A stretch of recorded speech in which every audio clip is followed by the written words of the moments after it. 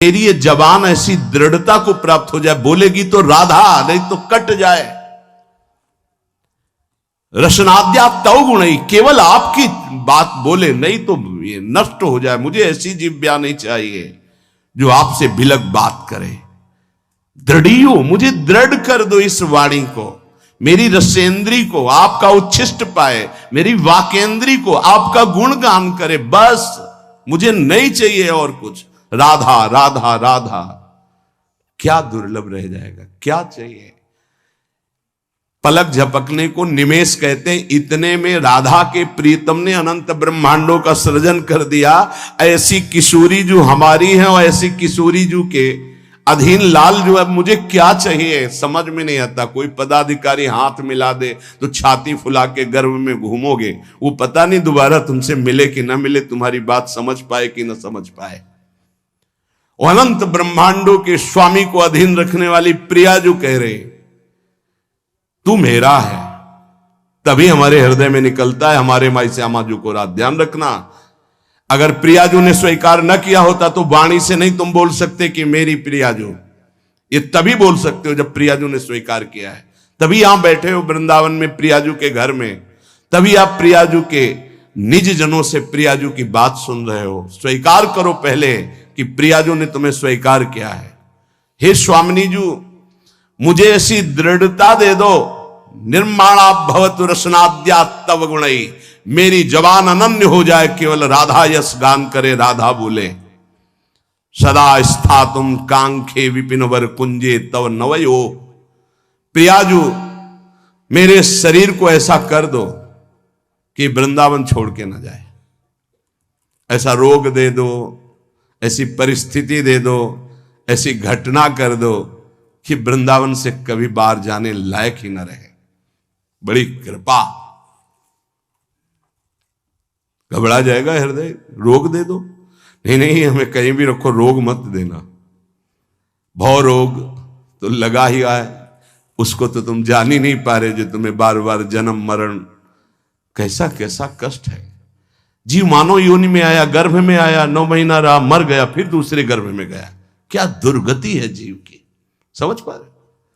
मानव योनि में हुआ, ऐसी जगह जन्मा, उठा के फेंक दिया, उठा के फेंक दिया जैसे कोई डस्टबिन में कूड़ा फेंकता है।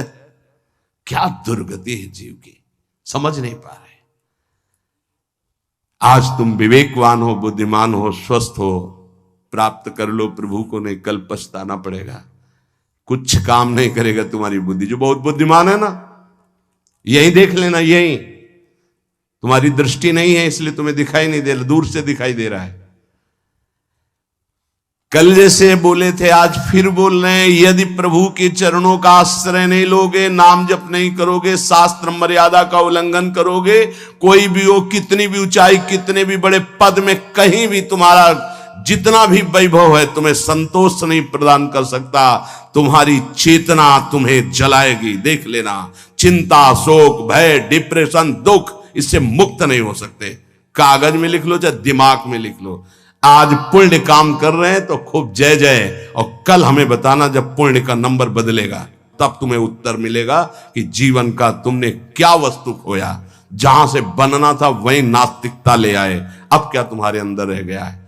बहुत, शायद सत्संग में याद हो, एक बार सुनाया था, ये बहुत प्रिय संत के द्वारा बताई हुई बात थी कि एक बहुत बड़े डॉक्टर थे जो विदेश से, अमेरिका आदि से डॉक्टरी से, बिल्कुल नास्तिक स्वभाव।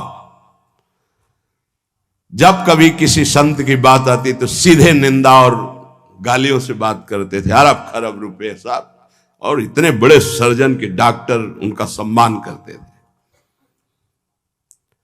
एक बार किसी संत ने उनको समझाया कि डॉक्टर साहब आप बहुत बड़े हैं, लेकिन इतने बड़े नहीं कि माया के थप्पड़ को झेल जाए, इसलिए भगवान से तो नास्तिक। कौन भगवान, कैसा भगवान, कहां भगवान। तो उनका एक बार जीवन में मैं स्वयं मिलूंगा आपसे आकर। संतों का स्वभाव होता है बहुत जिद्दी।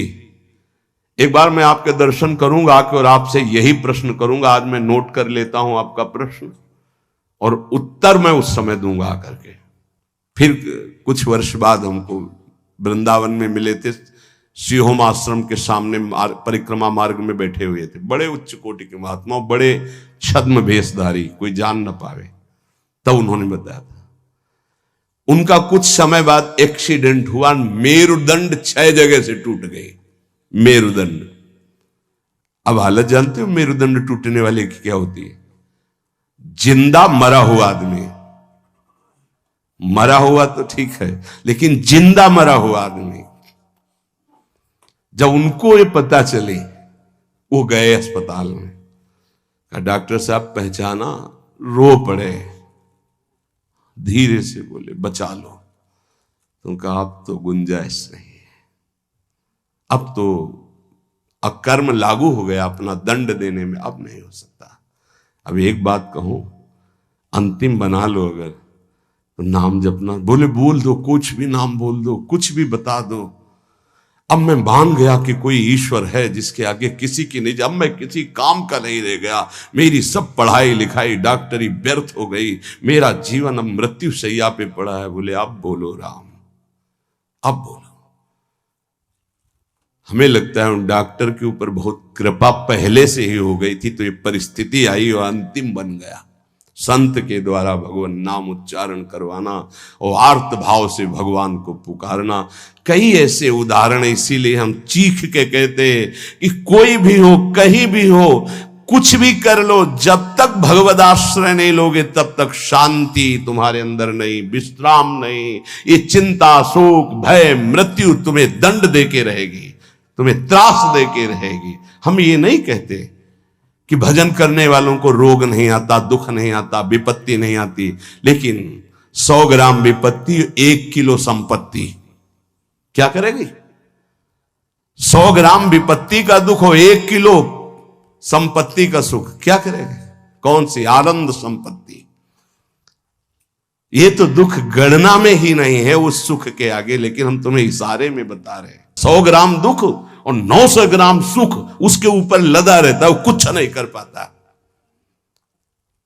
भगवद आश्रित के हृदय को तुम नहीं जान पाओगे। तुम भी भगवद आश्रित हो जाओ। सदा स्थातुम कांखे विपिन वर कुंजे चनवयो। ऐसी कृपा कर दो श्री जी कि धाम से जाने योग्य न रह जाए, ऐसी कृपा करो। बड़ी कृपा होती है। जैसे कोई जंगली जानवर होता है ना, और उसको काबू में जब किया जाता है तो गांव में एक लंगड़ डाला जाता है। अब वो उतने ही कदम चल पाएगा जितने में उसको चारा मिले, बस। ऐसे ही श्री जी जब कृपा करती है तो किसी असाध्य रोग का लंगड़ डाल देती है, बस जियो चुपचाप। कैसे? राधा राधा राधा, और आ जाओ हमारे पास। ये बड़ा सौभाग्य होता है, बड़ा सौभाग्य। अभी नौजवान एक परसों के आए थे, यहां कैंसर था। कह मैंने आपको गुरु मान लिया, अब राधा राधा राधा, अब एक श्वास भी नहीं राधा नाम से अलग जाएगी, बस मुझे कोई आशीर्वाद नहीं, बना रहे, बस राधा राधा छूटे। कितनी कृपा हो गई। कोई अपने जीवन की जब निराशा की स्थिति को देखता है तब आशा उसकी बनती भगवत प्राप्ति की। अब तो गया भाई, अब तो राधा राधा। हम तो कहते प्रणाम है भगवान की इस विधान को, प्रणाम है उस दुख, उस रोग को जिसने निश्चय करा दिया कि अब तो राधा राधा राधा। बड़े भाग्य की बात है ये, यद्यपि बर्दाश्त नहीं होगा भाग्य सबको। सदा स्थातुम, वृंदावन से न जा पाऊं, आपका आश्रय न छूटे, आपका नाम न छूटे, ऐसी परिस्थिति दे दो। ये बहुत मंगलकारी परिस्थिति है। भगवान कृपा करे भोग लायक न रह जाएं, भगवान कृपा करे जगत लायक न रह जाएं, भगवान कृपा करे हमसे कोई प्यार न करे। बर्दाश्त होगी ये बात? एक हो गया ऐसी कृपा हमें सुनना भी नहीं। हमारी आकांक्षाएं जगत की है, ये जरूर सुनना। यही हमारे जीवन की दुर्दशा है जो हमको प्रभु से विमुख किए हैं। एक बार हम एक संत भगवान के मुख से सुना कि असाध्य रोग भगवान की विशुद्ध कृपा से प्राप्त होता है। ये साध्य रोग नाता तो साधन का अहम बना रहता। मानते कि साधना ठीक थी, लेकिन उसका परिणाम वो नहीं होता जो आर्त भाव में हुआ, जो असहाय अवस्था में हुआ, जो अकिंचन अवस्था में। कोई एक व्यक्ति पानी देने वाला नहीं, एक वस्तु नहीं, आर्त भाव। आप समझ गए कि मैं गया, उसी ने कृपा की। उसी कृपा का आज आप लोग रसास्वादन कर रहे हैं। यद्यपि किसी योग्य नहीं, किसी योग्य नहीं, ना पढ़ा लिखा, ना उतना कुछ नहीं, केवल बस ऐसा है कि जैसे पारसमणि छू गई लोहे पे तो चमक पड़ा, सोना बन गया। वो उस लोहा जंगहा किसी के काम आने वाला नहीं था। श्रीपाद कह रहे सदा स्थातुम स्वामिनी, ऐसा कुछ कर दो कि ये शरीर किसी योग्य न रह जाए, आपके धाम में ही पड़ा रहे। बड़ी कृपा है उनकी। कृपा का स्वरूप हम देखा कैसे कृपा निकालती है। बिल्कुल विषय में लगे हुए हैं, एकदम निकाल के ऐसा भगवदाकार वृत्ति जो वर्षों में नहीं होती साधना से, वो मिनटों में कर देती कृपा। हमने देखा, प्रमाण देखा। वो अज्ञानी जीव नहीं जानते हैं उस कृपा को। कृपा एक क्षण में भगवत प्राप्ति करा देती, एक क्षण में। साधना तो असाधनों का त्याग करने के लिए होती, कृपा के लिए साधन असाधन कुछ मतलब। बाढ़ आई तो सब बहा के ले गई। ये कृपा बाढ़ है। श्रीपाद कर रहे, ऐसी कृपा कर दो कि मेरा जीवन सिर्फ वृंदावन। क्यों वृंदावन में ही? क्यों? ऐसा क्या खास बात है? केवल भगवत प्रेम प्राप्ति वृंदावन से हो सकती है। मोक्ष प्राप्ति तो काशी में भी हो जाएगी। प्रेम प्राप्ति ये वृंदावनेश्वरी। ये हम अपने छाती की बात कहते हैं। अगर तुम समझ पाओ, हमसे पूछो प्रमाण, तो हम इसीलिए छाती शब्द बोला है। यहां जब शरीर छूटता है तो वृंदा सखी, जैसे अभी इशारा हुआ था ना, इसमें निदेशात संप्राप्तो वर युवत युग्मम प्रिवहु। दो सखियों को आदेश किया, सब सखियों को बुला और पुष्पांजलि अर्पित करो। इशारा हुआ वृंदा सखी का, लताओं को इशारा हुआ, झंकृत। ऐसे यहां वृंदा सखी इशारा करती है। ये जीव हमारे तत्काल सहचर्या आती है। और जिसने जीवन भर राधा राधा पुकारा है, यहां शरीर छूटता है तो स्वयं श्री जी आती है। ये हम छाती की बात कह रहा हूं, स्वयं श्री जी आती है। क्योंकि कुछ बातें ऐसी होती है जिनकी सामर्थ्य नहीं जबान से कह सकूं, वो छाती में छुपी ही रहती है। इसलिए तुम्हें बात बता रहा हूं। यदि आप किसी योग्य ना होना और आपको लगे कि मुझे भगवत प्राप्ति करनी, तो धाम आके पड़े रहना, भगवत प्राप्ति पक्का। पड़े रहना धाम में। जब आपको लगे कि मेरी क्षमता खत्म हो चुकी, अब मैं किसी काम का नहीं रहा, भगवत प्राप्ति का कोई संभावना भी नहीं मेरे अंदर, तो यहां पड़े रहना, भगवत प्राप्ति हो जाएगी। श्रीपाद करे सुखम पश्ये क्रीड़ाम। अगर आपने ये ऊपर वाला नियम ले लिया, प्रिय त्वाम मामंगी कुरु, प्रिया जो मुझे अंगीकार कर लो, शरणागति प्रदान कर दो मुझे, मैं आपकी शरण में हूं। बहुत कृपालु लाडली है। बहुत प्रतिकूलता कृपा से मिलती है, बहुत प्रतिकूलता। श्री सुधाने जी के बार बार श्लोक, कब ऐसा होगा, कब ऐसा होगा, गायन करके एकदम शिथिलता हुई। तुम मां मंगी को, मुझे स्वीकार करो, प्रियजन स्वीकार करो। वो शाम जीवन की वो शाम थी जो भगवान कृपा करके हर साधक को प्राप्त हो। हर साधक को, हर जिज्ञासु को, हर प्रेमी को ऐसी शाम प्राप्त हो जिस शाम में विश्राम मिल जाए। हे तू मेरा, मेरे लिए ही तो साधना होती है। मैं जब कह रही तू मेरा, फिर तेरे को क्या चिंता। अब जैसे कोई युवराज पद पर अभिषिक्त हो जाए तो उसे कोई संशय थोड़ी रहता है। ऐसे ही हर समय आनंद मस्ती रहती, भयंकर पीड़ा की स्थिति में भी मन नाचता रहता है, केवल एक बात के लिए कि मेरी स्वामिनी ने मुझे स्वीकार कर लिया। इसीलिए मन से, प्राणों से, रोम रोम से केवल एक बात है, राधा राधा राधा। ये हम किसी पक्षपात की बात नहीं कह रहे, आप मान लीजिए, फिर आप देख लीजिएगा, आप मान लीजिए। बहुत बड़ी बात कह रहा हूं बार बार हृदय से। हमारी स्वामिनी का ऐसा स्वभाव, ऐसा प्रभाव अद्वितीय है, ना ऐसा सुना, ना देखा, ना अनुभव किया। सुखम पश्ये क्रीड़ाम प्रणय रस युक्ताम ही युवयो। मैं सुख पूर्वक इस वृंदावन की भूमि में पड़ा पड़ा प्रेम दृष्टि से अपने युगल सरकार की लीला को देखता रहूंगा। गुरु कृपा है केवलम, गुरुदेव की कृपा से ही ये निष्ठा प्राप्त होती है कि वृंदावन वृंदावन, प्राण वृंदावन, जीवन वृंदावन, सर्वस्व वृंदावन। एक दिन बैठे बैठे हृदय से स्फुरित हुआ था, जो एक दो बार गाया है। ये हृदय की पूरी मनन की हुई बात आपको, जो एक दो बार पद गा करके सबको सुना, ये हृदय से केवल है। ये राधा नाम है जीवन हमारा, राधा नाम प्राण आधार है, राधा नाम है कर्ता विधाता, ये राधा नाम पालनहार है। राधा नाम सबका पूज्य है, राधा नाम का पूजन करे, राधा नाम के ही ध्यान से हम शुद्ध अपना मन करें। राधा नाम के जप ध्यान से प्रेम बढ़ता जाएगा,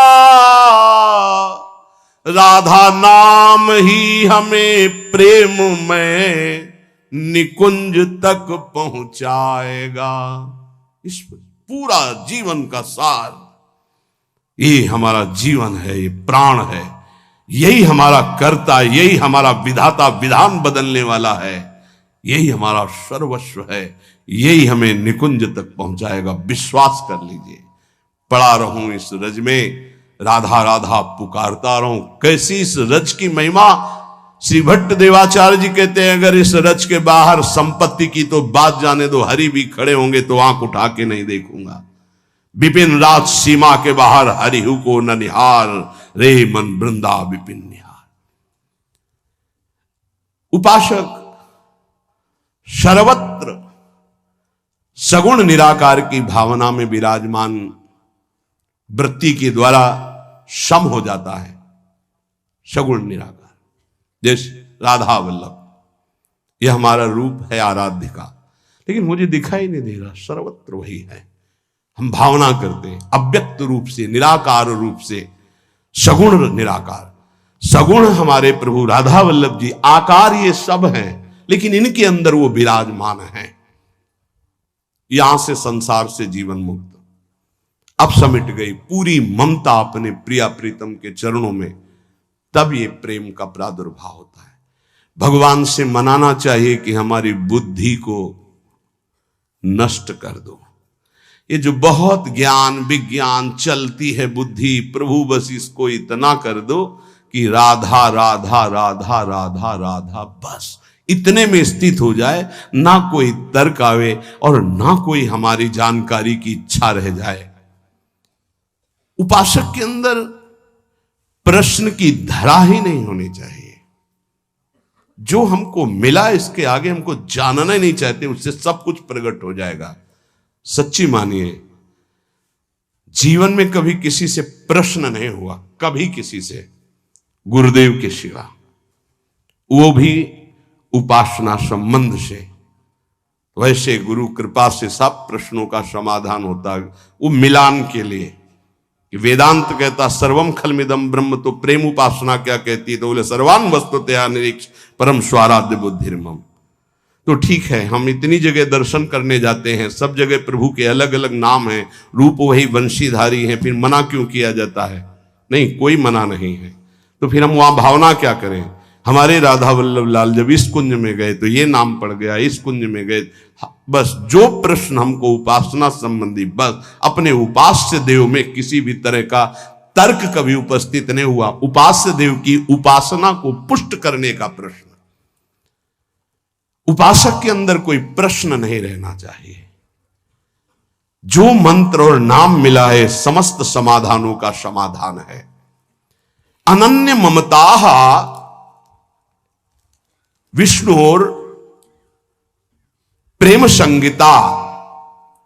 हमारी जो अनन्यता है वो पहले व्यापक तत्व में हो जाए, समाधान तभी प्राप्त होगा। ध्यान रखना, एक भी सृष्टि में कोई भी अगर हमारे प्रभु से अलग हमारी दृष्टि और व्यवहार में रहेगा तो भगवत प्राप्ति में बाधा रहेगी। इतना बड़ा खेल है। अनन्य ममता विष्णुर, विष्णु माने व्यापक। जो हम आराध्य देव का नाम स्वीकार किया गुरु प्रताप से, राधा वल्लभ लाल, वो राधा वल्लभ लाल विष्णु माने व्यापक। अनन्य ममता, हमारी ममता राधा वल्लभ लाल जी के चरणों में, और वो व्यापक, सब में वो व्यापक है। प्रेम संगीता, इसी से प्रेम का स्फुरण होगा। पहले सब में बराबर। हरिवंश नाम लीजिए अजात शत्रु ते सदा। देखो भला ऐसा है? ऐसा नहीं। इसीलिए नाम जपने पर भी नाम का रंग नहीं आ पा रहा, क्योंकि इससे नामापराध बन जाता है। किसी भी देवता की निंदा करना, भगवान शिव हरि में भेद रखना, संत वैष्णव गुरुदेव की निंदा करना, वेद के शास्त्रों के गुरु उपदेश के प्रतिकूल चलना, ना सुनने वाले को भी, ना चाहने वाले को भी, अश्रद्धालु को भी उपदेश करना, कई ऐसे नाम अपराध है। नाम को अर्थवाद मानना कि अरे ये तो केवल रोचकता बढ़ाने के लिए कहते हैं, ऐसा नाम का फल नहीं है। इन सब बातों से नाम जपने पर अरुचि हो जाती है, और नाम जपने पर भी नाम का फल प्रकाशित नहीं होता।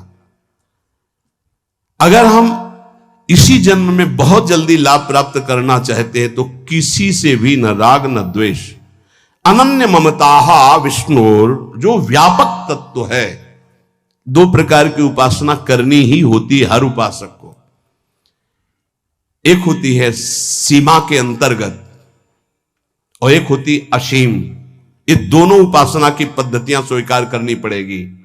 सीमा के अंतर्गत सिर्फ राधा वल्लभ लाल, असीम सर्वत्र राधा वल्लभ लाल।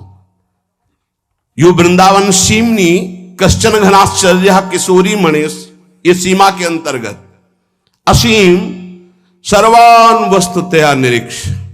दोनों पद्धतियां स्वीकार करनी ही पड़ती है। पहली पद्धति में समता और दूसरी पद्धति में ममता। समता करके विस्मृत, ममता करके आसक्त। ये प्रेम संग, प्रेम का प्रादुर्भाव। समझ पा रहे? अगर एक भी वस्तु, व्यक्ति, स्थान से कहीं भी नफरत है, द्वेष है, शत्रुता है, तो जब तक उसको नहीं मिटाओगे भगवत प्राप्त नहीं हो पाओगे। कहीं भी द्वेष नहीं था। केवल रंगनाथ जी के मंदिर के जो सेठ जी थे, उनसे जरा सा द्वेष पूर्व का था लाला बाबू को, तो श्री कृष्णदास जी ने उनको विरक्त वेश नहीं दिया। और जिस दिन वो उनके सामने भिक्षावृत्ति के लिए खड़े हो गए और द्वेष खत्म हुआ, हृदय से लगाए और गए, तो रास्ते में मिल गए कि लाला बाबू आज तुम्हें हम विरक्त वेश देंगे। अर्थात हमारे गुरुदेव, हमारे इष्ट तभी प्रसन्न होते पूरी सृष्टि में किसी एक से भी वैर न रह जाए। अनन्य ममता विष्णुर ममता प्रेम संगीता भक्ति रित्युच्यते भीष्म प्रह्लादोद्धव नारदैः।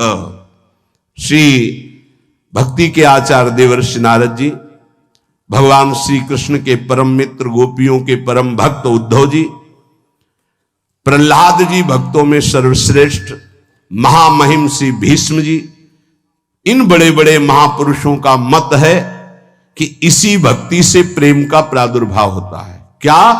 सब में विष्णुर व्यापक प्रभु हमारे, व्यवहार आपका ऐसा सम, और ममता अनन्य भाव से जो गुरुदेव प्रदत्त आराध्य देव का रूप है उसके सिवा नहीं। पूर्ण अनन्यता, पूर्ण समता। अभी आनंद आ जाए। ये जब उतरे हो अखाड़े पे तो चोट की क्या परवाह, दांव